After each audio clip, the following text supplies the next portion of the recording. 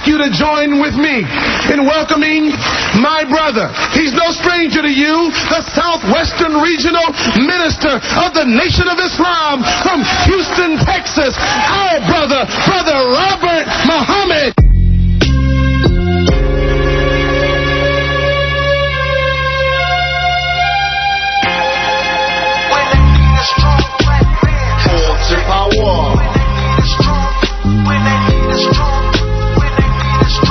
Cause I got force and power. When they need a strong black, when they need a strong black man. Force and power. When they need a strong, when they need a strong, when they need a strong black man. Cause we got force and power. When they need a strong, when they need a strong black, when they need a strong black man. Check it. Assalamu alaikum, peace be unto you. Welcome to Connect the Dots. I'm your host, Brother Robert Muhammad. You're listening to KPFT Houston, 90.1 on the FM dial, 89.5 in Galveston, 89.7 behind the Pine Curtain in Huntsville. You've just been listening to SOS Radio, our brother Z to the I to the N to the N. That's Brother Zen, a.k.a. Wali. We know who he is, and he does what he does. I've got coming up very soon, Brother Abdul Akbar Muhammad. He's an international representative of the Honorable Minister Louis Farrakhan. We're talking about his recent ordeal in the country of Guyana, down in South America, which is bordered again by the Atlantic Ocean, Venezuela, Suriname, and Brazil. Arrested and detained on charges of being a terrorist and a drug dealer. And this is really something that hit the Associated Press on May the 19th. Many call the Associated Press the Associated Prevaricators. However it goes, ladies and gentlemen, we need to hear from Brother Akbar ourselves, because when you have a good name is better than gold, the Most Honorable Elijah Muhammad teaches us, and this man has a good name and a good and impeccable character, particularly as it relates to representing the Nation of Islam and black people when he goes overseas throughout the diaspora. I can personally testify to his meticulous care of the protocols and the sensitivities of the nations that we visited when we were in Africa, down to the minute details of what to take a picture of, what not to take a picture of, how to make sure that we tipped our people who carried our bags, and how we operated and conducted ourselves when we went to these various countries. And though we were in Africa, we were in different countries. Many are Francophone countries, meaning French-speaking. Some were Anglophone, speaking English. And how he helped us to maneuver the intricacies of the tribal relationships, the intricacies of the geographical relationships, the intricacies of the religious sensitivities in those countries, and following those protocols. So when I read that on the AP, ladies and gentlemen, brothers and sisters, I absolutely hit the roof. But I'm a follower, so I'm going to follow my leadership. But as soon as my brother his feet were safely here on the shores of North America, I wanted to make sure that you got him on Connect the Dots. Even though this is Fun Drive, I still wanted to hear it right away, because I don't believe in letting lies continue to exist, because an unchallenged lie resembles the truth. So let me bring on to these sacred airwaves, the people's airwaves, our brother Abdul Akbar Muhammad, international representative of the Nation of Islam, and the Honorable Minister Louis Farrakhan. Assalamu alaikum, Brother Akbar. Wa alaikum salam. How are you, my brother? I'm doing fine, my brother. All praises due to Allah. I'm doing fine. I'm so happy to know that you're safe and sound, beloved. And just wanted to say again, our prayers were with you. Now, not only our prayers, we pray that Allah will make us the wind beneath your wings to clear your good name, and of course of the Honorable Minister Louis Farrakhan and the Nation of Islam. Give us a recap, brother, as to why you went down there, what happened, and what now we should be doing in regards to this incident that took place in Guyana. Well, first, I want to thank you very much for having me on the show so that I can articulate clearly what happened. And I'm going to try to walk through it in these few minutes and then get to you information on how your listening audience can send emails and calls and letters, in fact, to the leadership of Guyana to make sure that I get a public apology for this detention and arrest that was an absolute lie, and send it out to the world in the same way that the government there sent it out to the Associated Press and then all of the press medias all the way around the world, where people have been calling me from other parts of the world. And I'm not accepting anything less, because what they have done is tarnish the image and the name of the Nation of Islam, using Minister Farrakhan's name in the headlines all over Guyana, and then attacking my character in the way of something that I've fought against for 51 years of my life, and that's the movement, the sale, and the use of drugs in the black community that destroys the fabric of our community and even our society. And then accusing me of a terrorist act, knowing that the government officials from the CIA and the NSA and the FBI have been on the trail of the Muslims for years, as you can read in this book with on Malcolm by Dr. Manning Marable, how they were listening for all of our phone calls, how we were honeycombed with agents, so they know that we are not the people who commit terrorist acts, carry a weapon, or anything like that. But I went to Guyana to speak to young people, to do some TV shows, and to speak at a university, go to another city of London. And Brother Robert, I thank you very much for clearing up in the minds of people who may not be astute about geography and the names. Guyana is close to the name Ghana, and many people get the two countries confused. One is in Africa and one is in South America. For years it was known by two things: the only black country in South America and the only English-speaking country in South America. And it is on the north coast of South America, bordered by Suriname, that was once Dutch Guyana, and Cayman, that was once French Guyana, and the country of Guyana was once British Guyana. And as many of you know, that slavery ended there in 1834. 3 years later, they brought in the indentured servants from India.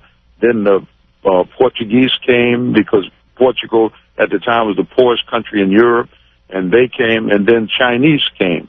And so the country has a mixture. It's a multi-racial country. The Indian community, it dominates the government now. I went there to do a humanitarian work, invited by Brother Philip Muhammad from Toronto, Canada, who was born there, and felt that what I had talked about in Montreal recently, he would like for me to talk to the youth of that country about, and he was my host and invited me there. And they came to, after I was there 2 days, I spoke at a school, and then they came to my room 1:30 in the morning on the 19th. I was due to do a TV show, speak to a group that day about Malcolm X. It was his 86th birthday. And they came to my room and told me that the CIA had said I was a terrorist, and they came there to detain me. When I went in the hallway, I saw two Caucasians. I asked them, "Are you the CIA agents that told them that I was a terrorist?" And they denied it and said that no, they refused to talk to me. But the bottom line is, I thought that it was a mistaken identity. Akbar Muhammad is a very popular name in Pakistan and in India. And they detained me and went through a line of questions and sent me to a very filthy jail, and that if I had a dog, I wouldn't put him in it. And finally, my congressman first and Minister Farrakhan spoke to the president, and they started getting nice to me. And finally, on the Friday afternoon, they released me. I had a press conference, and the next day I left to come back to America. But the thing that is bothering me, and I am working night and day, as you said, to clear my name. People who know me know that I'm not guilty of such a thing, but people who just know my name, and I'm a Muslim. And what happens with Muslims, as I told an FBI agent today of Japanese descent, I went over the history of the Japanese in internment camps in California during World War II. These were family people, farmers and business people. They had nothing to do with the Japanese attack on Pearl Harbor, but they were profiled and put in they called them internment camps but really concentration camps. And the Japanese community was profiled because of some acts committed by the Japanese government, but they were American citizens. I said the same thing is happening with Muslims in America today, and our problem as Muslims is this: when this happens to us and then they free us, we don't open our mouth. If God gives me life and breath and time, I'm going to open my mouth about it, because it's an attack on the Nation of Islam. And maybe they felt, being that the American government feels a certain way about the Honorable Minister Louis Farrakhan and the nation, they thought that that would be good and they would be backed by the American government. But yesterday, the American government denied in a press release in Guyana that they had anything to do with giving the government of Guyana a report on Akbar Muhammad. So they dropped Guyana into Greece. Do you believe that? No, I don't. I believe that this came from somewhere, whether it was politically motivated, whether they said it at first and they withdrew it. But I believe that there is an agenda here, and I happen to be the one that they want to use for that agenda in terms of vilifying the name of the nation. If you could have seen the papers in Guyana, every paper, Farrakhan in the aid, Farrakhan's international representative, Farrakhan's ambassador, and the Nation of Islam. And it's just a terrible thing for them to spread in that population of nearly 700,000 people in the country of Guyana, and then spreading it throughout the world. So now, what do we do? It's the time, and what must be done, Brother Akbar? What should we be doing? All fair-minded and people of justice and freedom and equality. What should they be doing in this hour? Well, use the beautiful part about the miracle of the internet. You can Google the Guyana, the president of Guyana. It has the phone number of his office. It has his email. And we are saying, as Muslims in America, I don't care what community you come from, and those who know me and know the Nation of Islam, know the Honorable Minister Louis Farrakhan, that we are demanding an apology. Most people say, you're not going to get the president of the country to apologize. I'm not going to let it go there, because his apology means more than the apology of their CID, which is the equal of the FBI, because it would be a little paragraph in a corner of a paper somewhere. The CID apologized for the arrest of Akbar Muhammad, detention of Akbar Muhammad in Guyana. But if the president apologizes, that's world news. It can go all the way around the world that the president of Guyana apologizes for his security department detaining and accusing an innocent man over this incident. And so I'm asking them, there's an embassy in Washington, there's a mission to the UN in New York. All of this can be found online, and I'm appealing to our brothers and sisters in and outside of the nation who know my 51 years of service to this community. And I have a family, 10 children, 14 grandchildren, 2 great-grandchildren. And they're looking at the news and a picture of me on television talking about I've been detained for terrorism and drug running in Guyana. How do you think that they feel when most people in America read something in the paper and believe exactly that?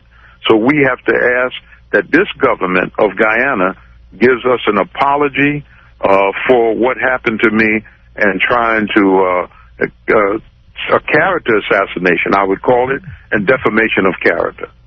All right, Brother Abdul Akbar Muhammad, you've got a website that's been identified in some of the press reports. What's your website so we can stay in touch with you? It's called friendsofakbar.com, www.friendsofakbar.com. All right, Brother Abdul Akbar Muhammad. He is the international representative of the Honorable Minister Louis Farrakhan, the Nation of Islam, and we want to thank you for coming on Connected Dots. Keep up the struggle, brother, and we will have you back on the program again for a more full-throated discussion and follow-up of this incident. Thank you, Brother Robert, and you keep up the good work, and greetings to all of my brothers and sisters in the greater Houston area. All right, Thank brother. you again. Thank you. Assalamu alaikum. Wa alaikum salam. All right, Connect the Dots crew. You know, that's how we roll here. You got that first on Connect the Dots right here. Again, 713-526-5738, 713-526-KPFT is the number. Give us a call.